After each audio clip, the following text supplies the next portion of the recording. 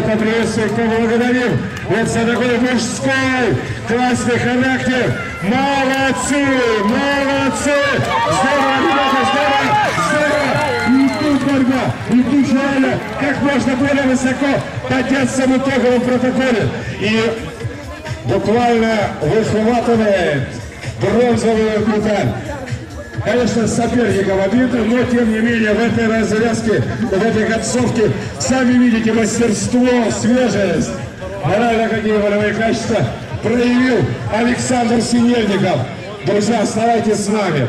Сейчас будет церемония награждения. Обязательно мы побеседуем